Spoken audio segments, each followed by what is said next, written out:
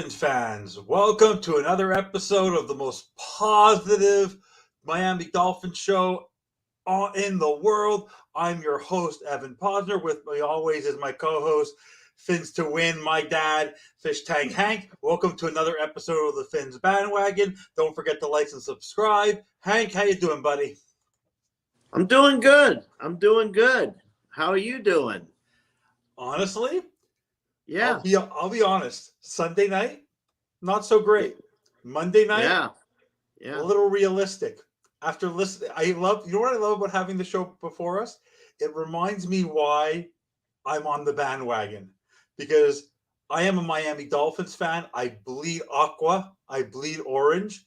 And I just need a little bit of a kick in the gut before coming on this show to remind me why I'm a bandwagoner and how I'm never going to jump off. How about you? Me? You're never I've been jumping doing off. it since birth. I'm not going anywhere other than in the ground. Yeah. Not until I go in the ground. And even then, my tattoos are going with me. I know. I have to get one day. Guys, thank you so much for watching us. We really appreciate it. We're going to have a lot of fun tonight because you want to know what? There's been so much negativity talking about the Dolphins over the last 48 hours. We're going to have some fun and only focus on the positive. But that's all right. As it's always customary with every single show, because Hank doesn't have the opportunity because he doesn't come on the post-game show, even though we ask him all the time. Take a moment, Hank, and tell me how you've been feeling over the last 48 hours, what that game experience was like for you, and how you're feeling at this moment regarding your Miami Dolphins. Okay, post-game show, let's start with that, because I'm usually out partying while you guys are post-showing, okay? It was last night, actually.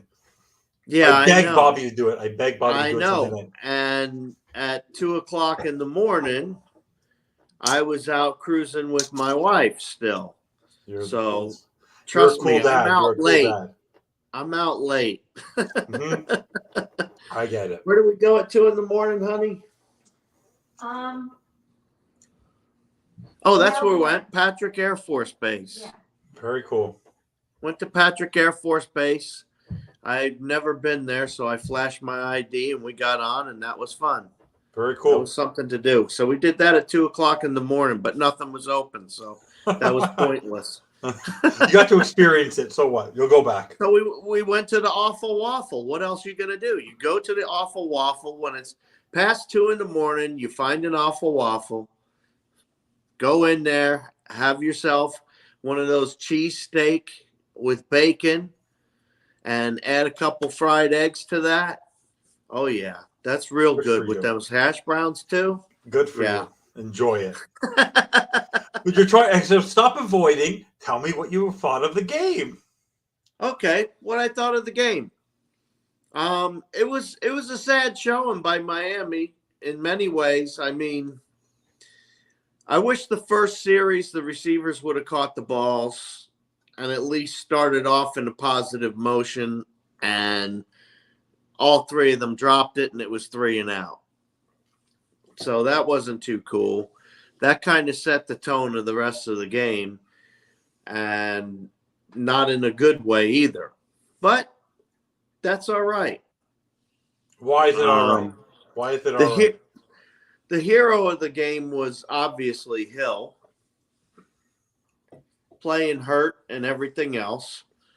That was incredible what he did, even though he was hurt.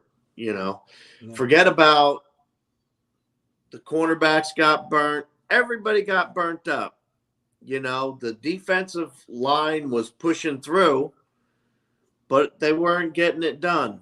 And that's the bottom line. If you're not getting the job done, then you're going to have the outcome that we had. And it was ugly.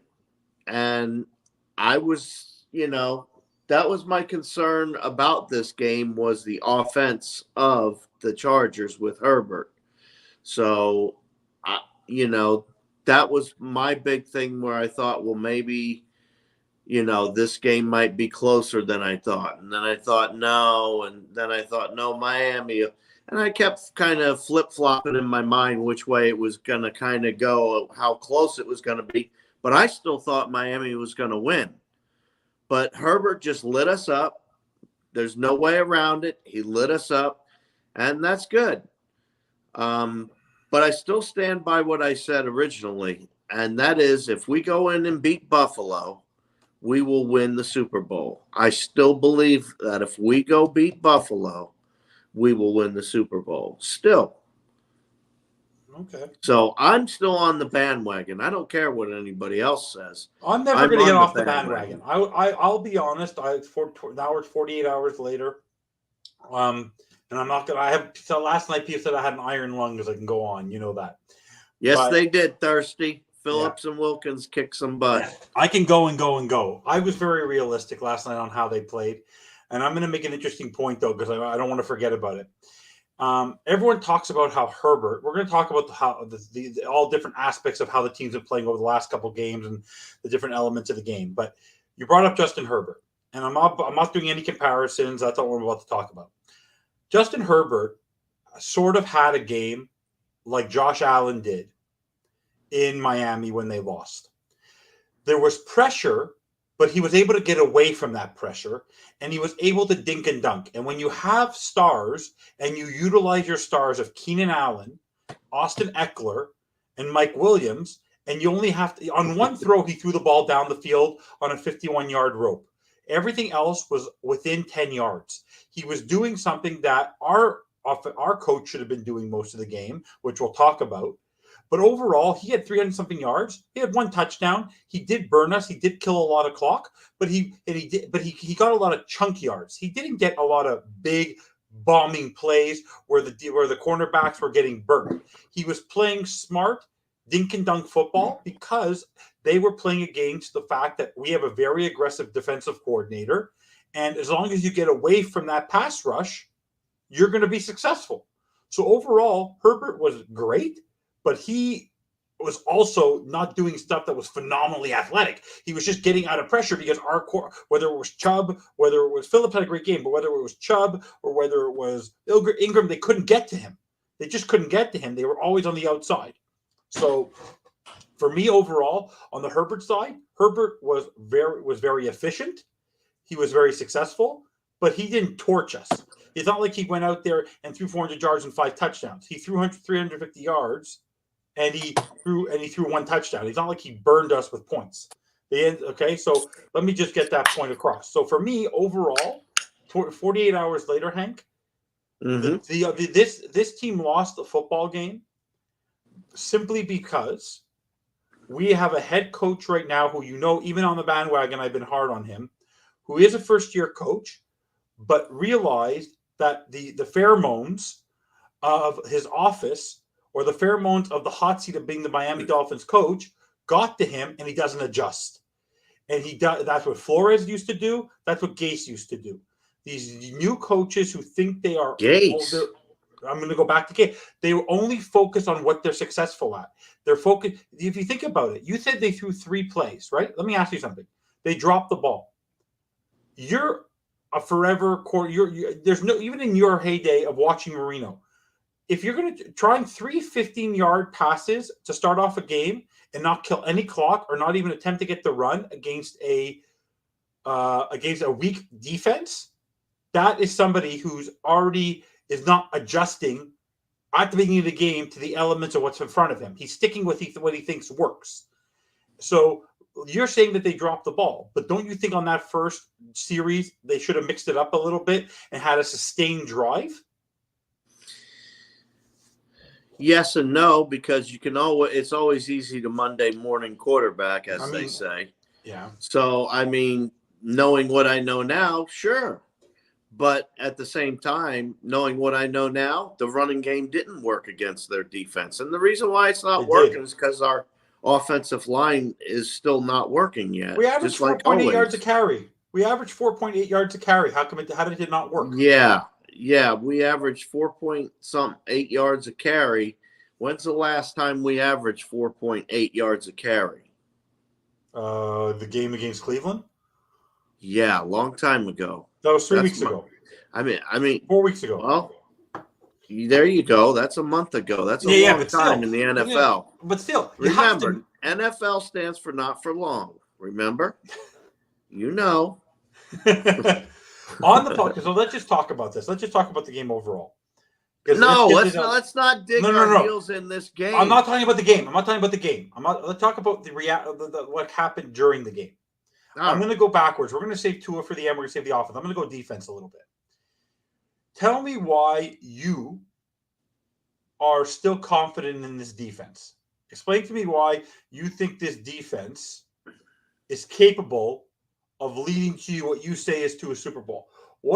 Because right now I'm going to give you my opinion on the over scheme, but do you blame the defense for what's been happening the last 2 weeks, or you don't? I blame the whole team. I told you already. I blamed the whole team for it's team loss. Yeah. It's a total team loss once again. The entire team did not get it done.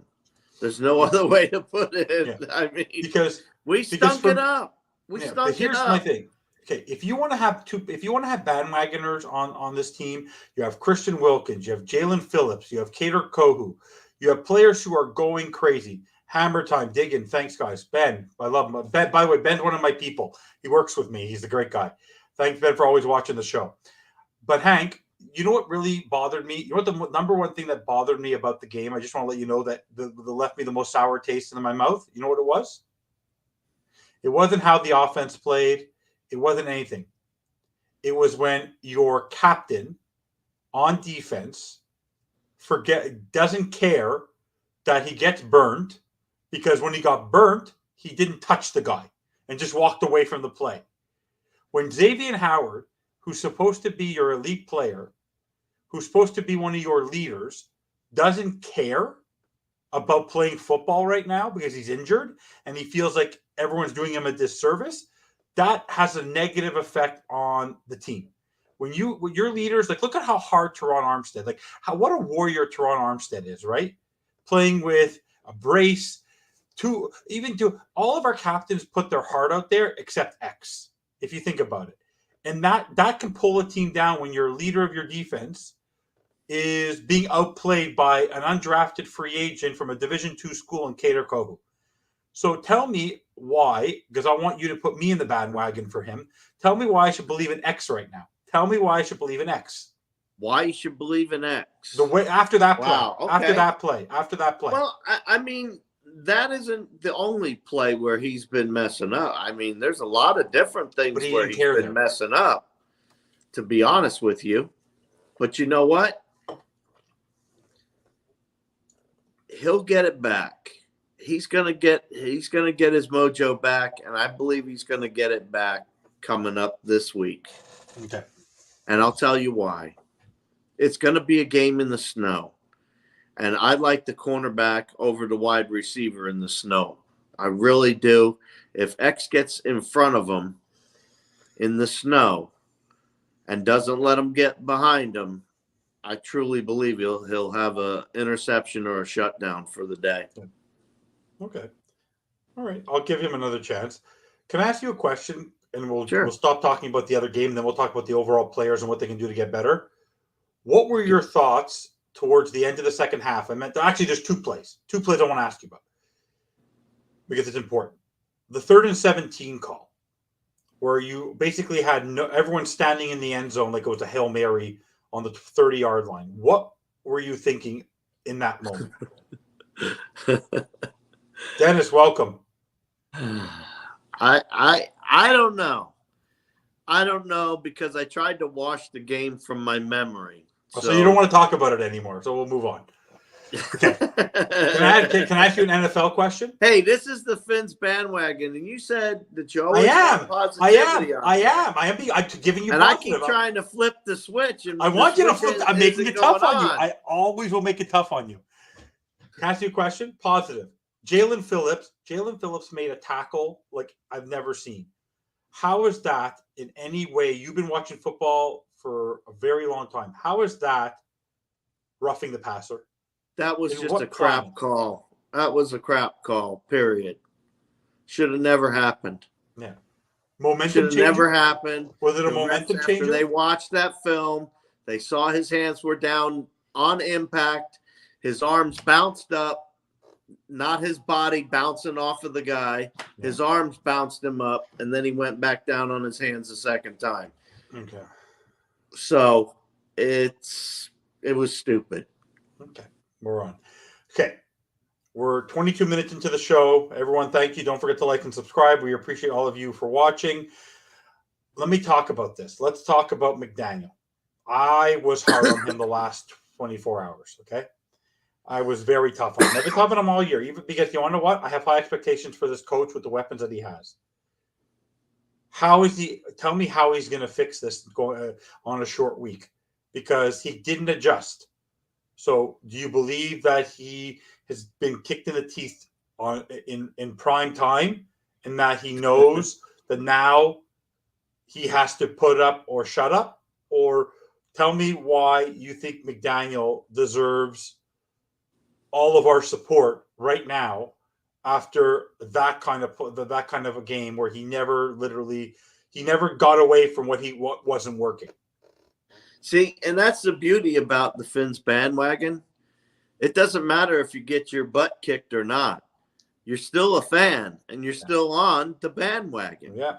So I'm on the bandwagon, but I want to know, how do I believe in this coach? Because right now, that's how you believe. That's exactly how you believe, because you believe in them even when they're down. And that's the best time to believe in your team and support them. You know, I'm going to go to the game on Christmas, whether they win or lose against the Buffalo Bills. You know, I'm going to that game on Christmas. Yeah, of course. You know, because they could still win out after that and make the playoffs. So why wouldn't I go try to support them? But Hank, I'm asking you to be critical for a second. Just be critical. What bothers you about McDaniel? What's the one thing that bothers you about him that you feel that if he just tweaks it a little bit, it will make the world of difference? Something has to irk you about him. Well, no one's perfect. Everything that's irking something everybody. Irks you about me. Something irks you about me. Something will irk you about Bobby. No, nothing irks us about Alex. Alex is the best producer ever. So tell me, what irks you about McDaniel? Appreciate that. To be totally honest with you, I'm not jumping on the only thing that I don't like, or that people don't like, is the running game. But I still think the offensive line is a big issue, and I'm not shying away from that until it's actually fixed. And everybody's jumping on, the run game. Well, if you don't have guys that can't make a hole, it doesn't matter who has the damn ball. It doesn't matter who back there has the ball. But you have to balance the attack, keep the defense honest. You asked me a question about it, though. Yeah. And my answer to you is, look, I understand you want the run, but if you run the ball, and realistically, they tried it a few times, but then they were behind. And once you're behind, you're not running the ball all that much. Everybody knows that. Okay. So that's a big reason why they didn't run the ball the last couple games also, because it wasn't a close game. Why are you going to run the ball and run yourself out of time when you're trying to catch up? When you're trying to catch up, you're usually throwing the ball. Yes, I understand they should do more of a balanced offense. They should also do a little more scheming and things like that. They don't do enough to game plan. There isn't enough I don't want to say finesse, but he's not really putting his stamp on it. How's that? Okay. He's not taking a hold of this offense and creating a dynamic play calling offense, which he should have with the players that he has. He's going way too vanilla, which if you change it up a little bit, then that would change the running game. But they were always one possession away. That's the one thing I realized about the last two games. They were a touchdown away from basically taking the lead of a game. And then because of the way that we didn't adjust to the elements of the game, that could hurt us. But Steve brought up a good point. Last year, when Tua did throw the ball, it was a lot of dinking and dunking. Why isn't McDaniel using short passing? Why do you think he is not relying on the fact that you have Mike Gesicki, Hank, is paid $11 million. He doesn't have 11 receptions in the last 11 games. So the guy has no receptions in 3 games. So why do you think that he's not willing to utilize weapons that have been underutilized and try to move the ball? I don't know. Where's Easy E?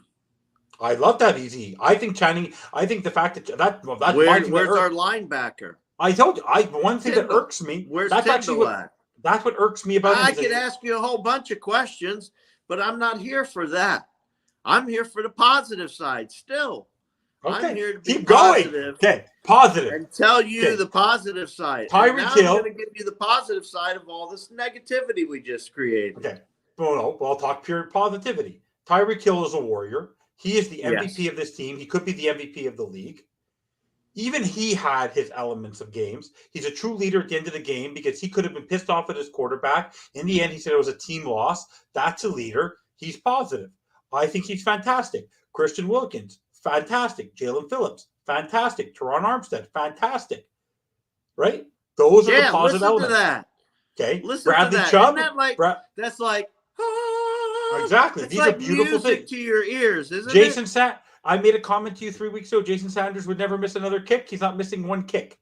Yeah. And I don't want to hear that it was garbage time, Steve. He had to make that in order for them to go for the onside kick. So you want to know what? Absolutely. Jason Sanders, good for you. Because you want to know what? We're going to need him in the snow. We're going to need him in the rain. So yeah, I just look at it this way, folks. Our team is well rested on the run side, okay? So now we're going to go into the cold when we need our running team, and they're going to perform like crazy because, there's going to only be 6-7 inches of snow. That's not a lot. Yeah, it's only 30, by the way, it's only 30%. It's only 30 to 32 feet every year. Yeah. Yeah. All I could tell for me right now, heading into the next game, which we're going to talk about shortly, they have to try something different. That's what I think. I think they realize that, and that's it. But like Rob said before on the previous show on Real Talk Fins Talk, it would be so Miami Dolphins for them after the last 2 games to go into a game no one expects them to win and to win, right? So you want to know what? We'll get there. We'll get there after. Let's talk about the elephant in everyone's room. And I must say, on the positive side, I'm going to start with the positive. The talking heads of ESPN and Fox and all the networks, NBC, Pro Football Talk, they've been actually quite okay about Tua. You want to know what? They haven't thrown him under the bus just yet. So Tua is still our quarterback. I don't want to define him as elite. I don't want to define he's our quarterback. And what happens, it doesn't matter if you're Jay Fiedler, Chad Henne, Cleo Lemon, you're the Miami Dolphins quarterback, we support our quarterback. And he has been able to be successful in different elements of the games the last 2 weeks. It just come in spurts. Has he had 2 underperforming games, one of the worst games of his career? Yeah. But you want to know what? There's the best number one thing though is the only way, if he's hit rock bottom right now the last 2 games, the only way is up. He can't play any worse than he did last game. So you want to talk about the positive? He can only go up from here. And you want to know what? Personally, for me, Hank, I was one of those guys. I said that last week, though. I made a mea culpa. I'm going to do a mea culpa. They should have gone home. They should have gone home, spent time with their kids. To be away for 2 full weeks and to be there away from your family, away from your normal routine. Is that a long time? For football players? Not many football players don't go. I don't know of any other NFL team that stayed over 2 weeks like this. And no other team, by the way, there's no other team in the NFL that has to do what they're doing this season. I checked. No team. Remember, I'm used to being gone 8-9 months, so it's a little different for me. But no team, but in the NFL season, Hank, no other team in the league has 2 games on the road out west, then another game out east on a short week. No one else has that. So they're being put. But you want to know what? Let them overcome it. Let them shock the world. But let's talk about Tua. Tell me what you have seen over the last 2 weeks that you think, and that give everyone here who's watching, Dennis, Justin, Steve, Alex, Rob, everyone here, what you see from our number one Usi, what he's going to do that gives you the confidence in the world that he's going to redeem himself on Saturday night. Tell You me. know, Make us a believer. They say that he actually practiced in the cold weather during the off season. So if that's even half true, that tells me that this kid wants to win. And that's the desire to win is an amazing thing. Look how famous Joe Namath became with he got pissed off and said, we're going to win. I guarantee it, because he got tired of hearing it, and that's where I'm at with Tua. I'm tired of hearing it, to be honest with you. The kid's an okay quarterback. He's an NFL quarterback. He's one of 32. Let me tell you something. He's a hell of a lot better than any of us any day of the week.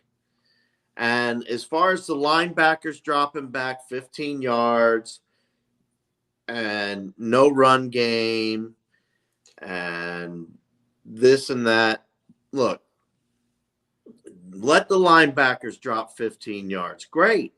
Next time they'll be ready for it. I like it. Like you said, throw a screen, run up the middle. You're going to give up 15 yards. Just keep doing that, but obviously they weren't able to get a run game going. And in my opinion, there wasn't really a down where the 49ers weren't pushing back into the backfield with the quarterback and the running back. And the same thing happened the last game with the Chargers defense that was all beat up. They were still getting into the backfield.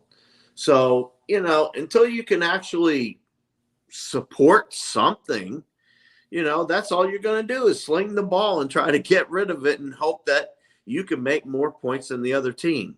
Well, hopefully they stop doing that and they stop thinking that way. And they turn around and, we all want them to run the ball. Yes, I got it. I get it. Yeah. We all want them to run the ball. But until they can actually get it accomplished on that offensive line, I don't see them running the ball a lot. But now you have this weather coming up where it's supposed to be a little bit of snow, I think, right? Potentially 30%. Okay, so which means it may not be a lot of snow. Maybe a little dusting on the ground, but the ground still rock freaking hard at 8:00 at night up in Buffalo. Yeah, I agree. So, but I'm used to it. I'm living in weather. It's colder here than it is in Buffalo, and if I can stand out in the cold for an hour with my kids in this weather, they can stand up with heaters and playing football. So you want to know what? Weather is weather. Get over it. I don't blame. I don't blame weather. I'm from Montreal. You cannot make excuses about weather. I'm from Montreal. I'm from Canada. Weather has affected many games. The Ice Bowl. I mean, et cetera, et cetera. I mean, it affects. Snow is better than wind. Remember the game Buffalo, New England, where there was no balls thrown because all they did was run the ball. So you wonder what? Snow is better than wind. Okay. Yeah. But talk about right now. So you talked about Tua. You talked about McDaniel. We're not worried about the wide receiver. We're talking about the running game. The offensive line is what it is. They have not cost us the last two games. Now let's talk a little bit about the defense. The defense for me has not lost us a football game. Right now we have 8 wins because the offense won us 8 games, and the offense has crapped the bed on 5 games.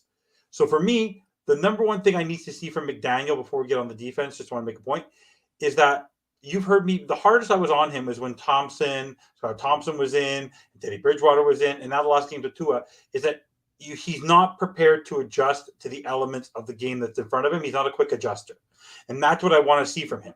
I just want to see, and I do believe he will adjust because he has no longer a choice. He does not want to be that core. He does not want to be a coach who starts off the season 8-3 and then ends up going 8-6, 8-6. He doesn't want to do that. He wants to get rid of this.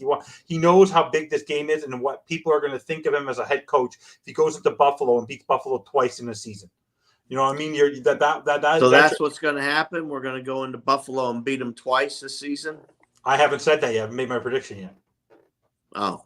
We'll save that for later. But let's talk about the defense. So the defense for me is the positive for me about the defense, I don't care if they're 20th or 30th. The players on that team have heart. When you have Christian Wilkins, pay that man yesterday.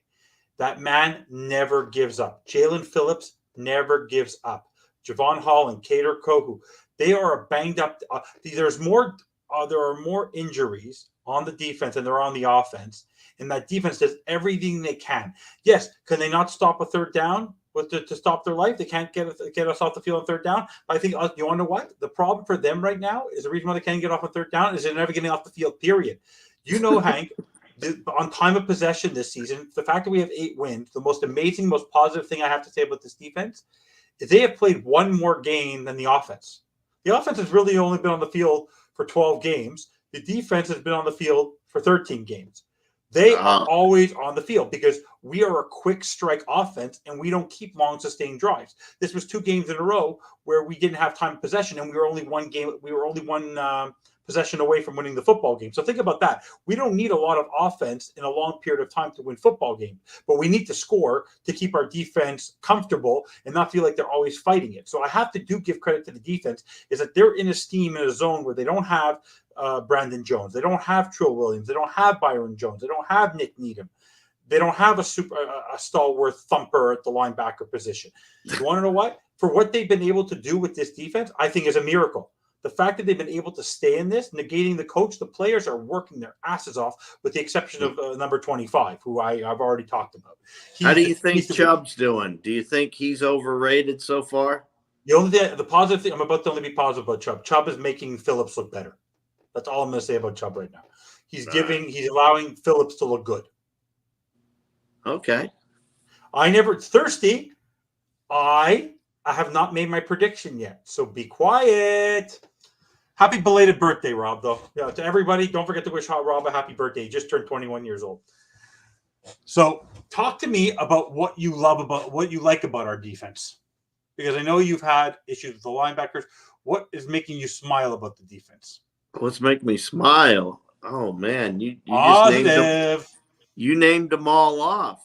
Give me one. Give me another one. Surprise me. Shock me. Jones, our supposed cornerback that isn't there.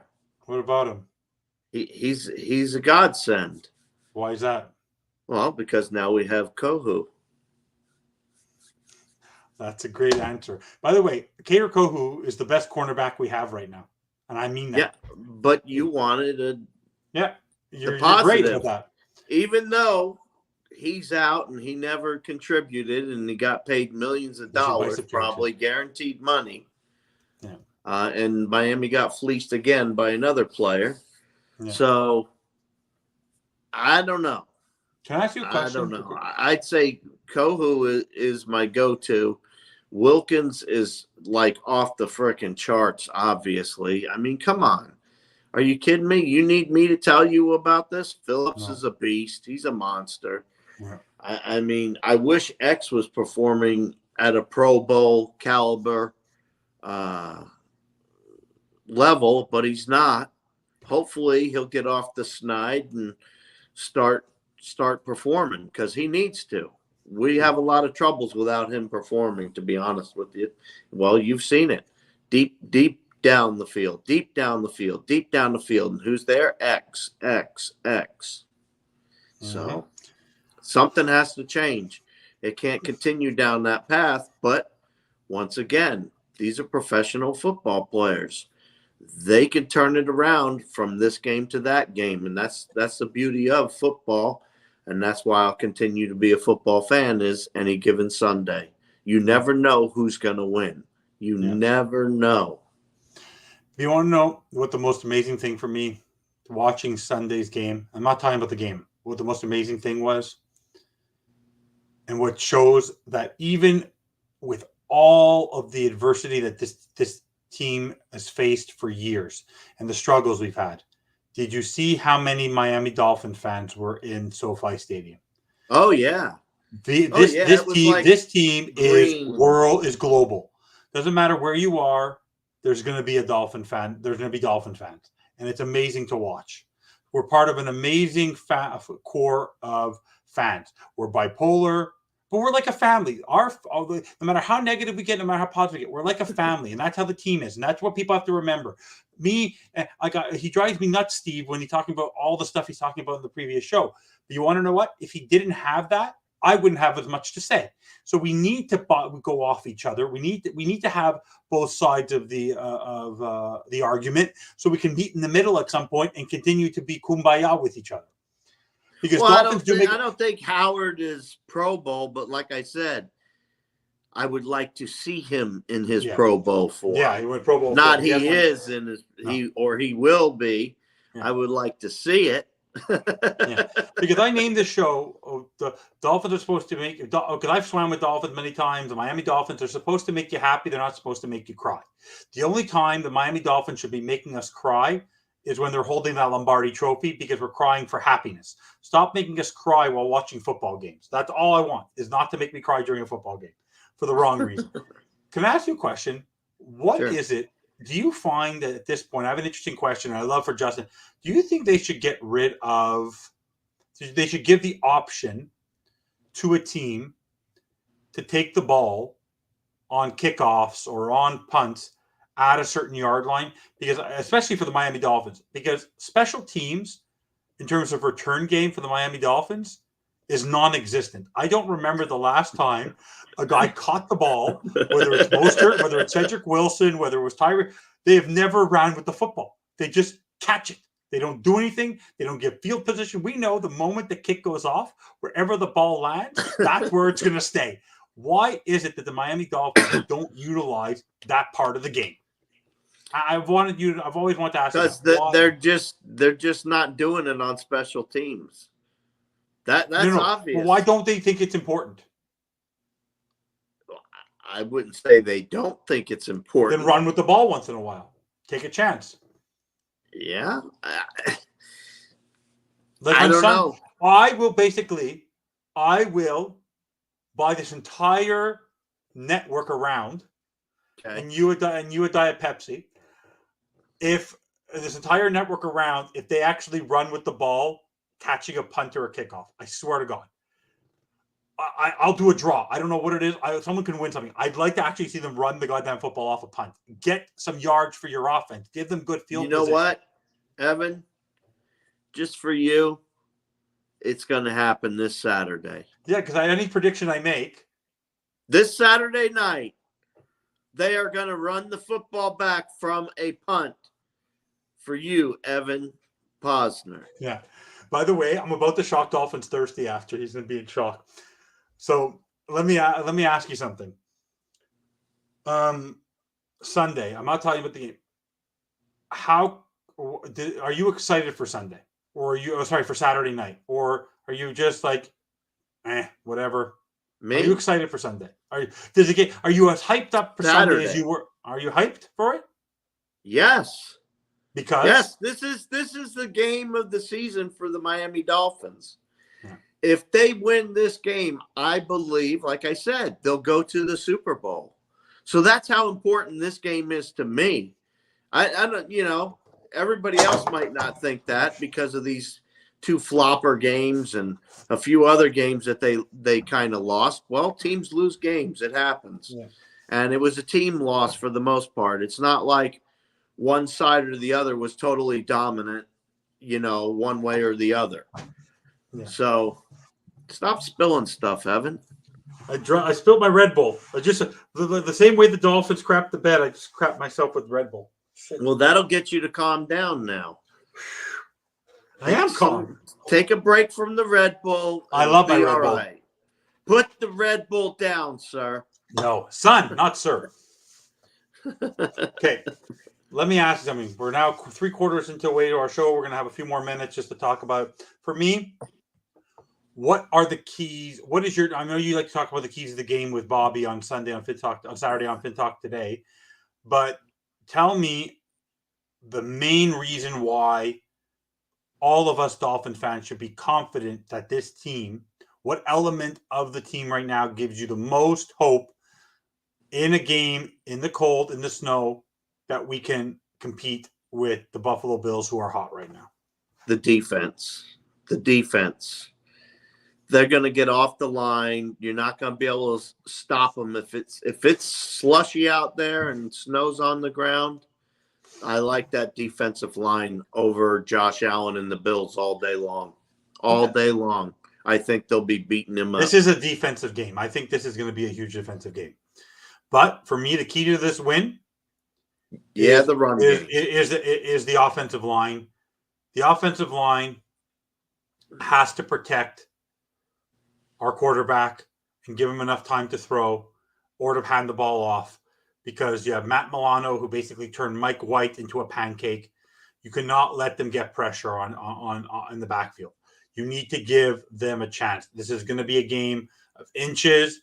It's a game of trenches. It's a game. It's going to be a bloodbath in the snow. It's going to be a hard fought game, and that I do believe the Dolphins are coming in. They're back home.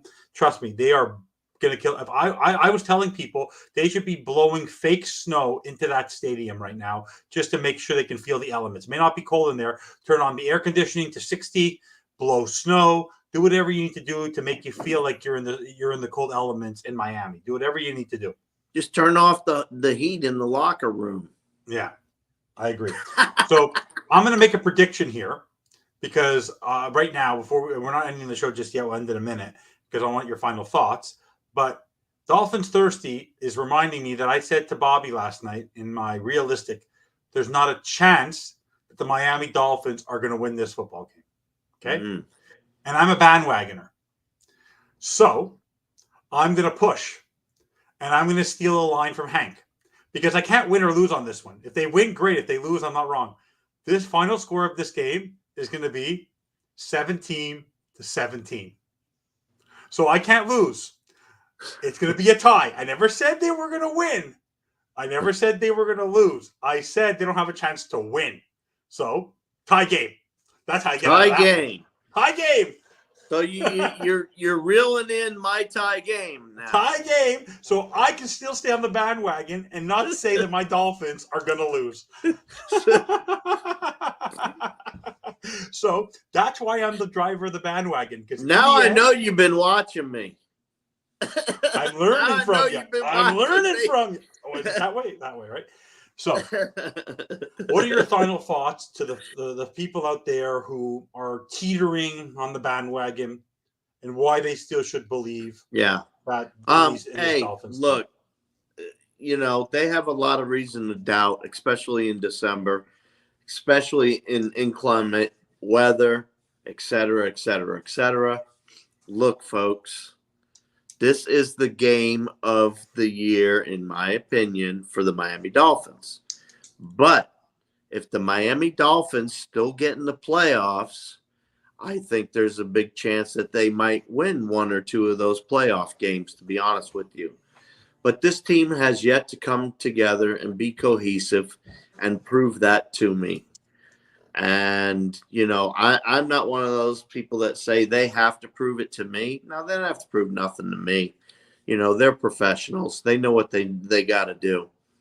So, in my opinion, if you're rooting against them, you're going to have some problems down the line, because the Miami Dolphins are going to be winning. Oh, hey, Bobby Finstock is at the Nashville Predators game in Smashtown. He's at the Oilers game watching Connor McDavid, who's a Canadian, the best NHL player in the league, play football. But, Bobby, do you know anything about hockey? Do you know that they play with a round thing, a puck, a stick? Come up to Canada where the real hockey players are, and I'll teach you little things about hockey. Hey, it says he can't hear you. I know. He can't hear me anyways. He's deaf in one ear. What do you want from me? I wanted to say one thing about this team. You're saying they have to win. Steve said they have to win out. If Tua didn't get injured, they'd probably be right now 10-3, 9-4. They were not going to lose the game to Minnesota at home.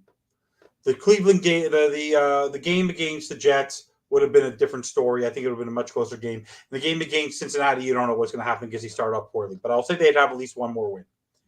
The way this conference is going with the games and the schedule, I did it with Bobby last night on the post-game show. They need 10 wins. They're going to get 11, because if they don't win today, they're going to win the last. There's no doubt in my mind they'll win the last 3. but they really only need 2 because the way people are fighting and clawing, there aren't enough teams there. They're going to cancel each other out, and the Dolphins have put themselves in the position. I don't want them to go with 10 wins because that means they're sort of backing in, but they're going to get 11 minimum, but they only need 10. I'm telling you, they only need 10. You heard that? But were you listening, Bobby? Hey, Bobby, can you hear the fact that we have a wonderful producer tonight? Can you hear that? So for me, I truly believe the most positive thing right now about this team is I just want to see A-plus effort. If they somehow don't succeed on Saturday night with a W, then, but at least they kept it close and they showed that they're redeeming themselves and that the last 2 weeks were an aberration and they're still a team that can compete with the top players in the league. That gives me confidence, and that's why people should be proud of this team. Go and show that you're not a team of streaks, the fact that you're not the same old Dolphins. All right. Well, let me ask you something, Evan. Yeah. You're always asking me questions, so let me ask you a question. Ask me as many questions as you want. I have all the answers. What is the key to Miami beating the Buffalo Bills? Running the football in the snow. It keeps them warm. Run the football. Run the football. Run the football. The best game they've played this season, well, yes, was at home. They had just as many throws and runs. You cannot win a football game with 10 or 12 runs. Justin will tell me this over and over again. He's taught me a lot. The fact of the matter is that you need to run the football to keep the defense honest. If you keep on throwing the ball, the secondary of Buffalo is going to smell that from a mile away. You need to balance it out.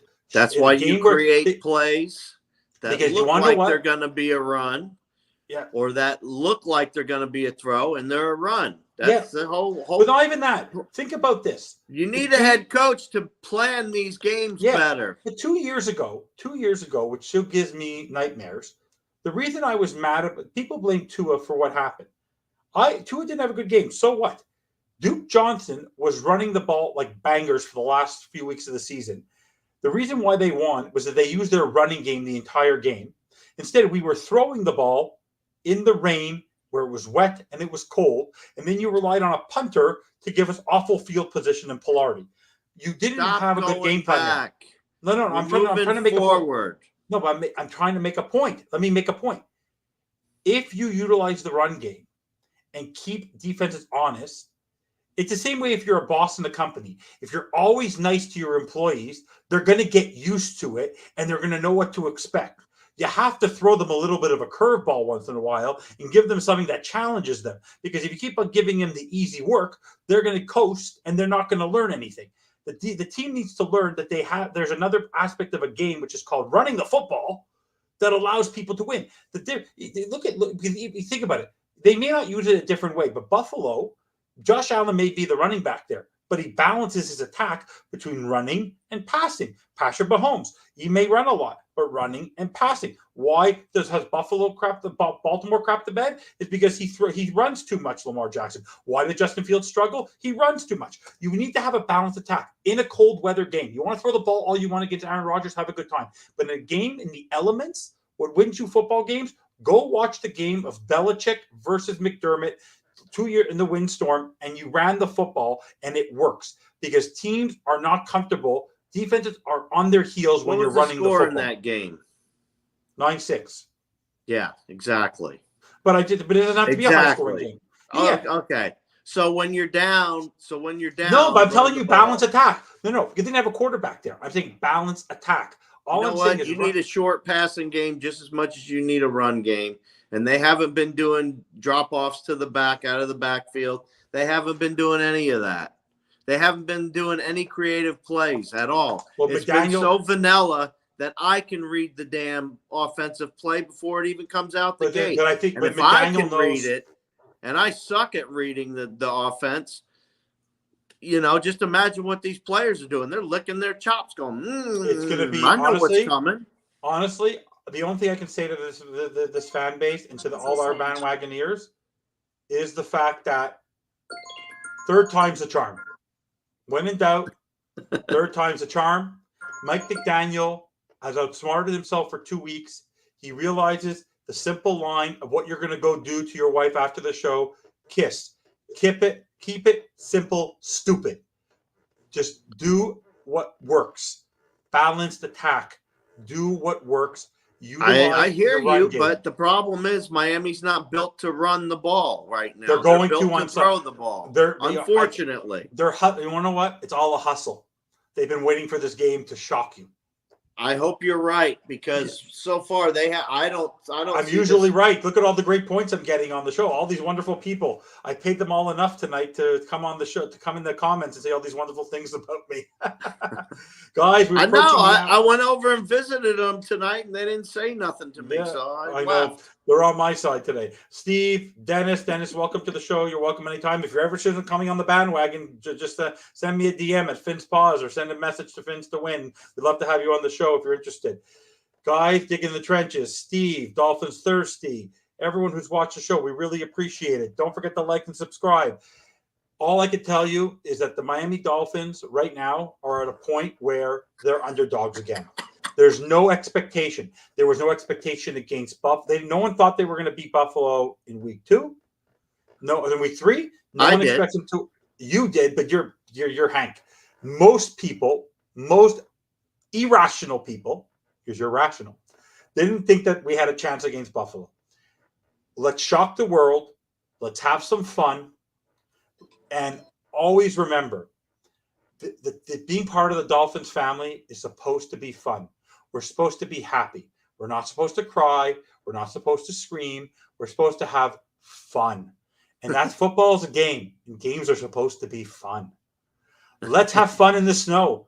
Let's be kids again. That's what they have to do. Pretend you're playing Pop Warner football in the snow.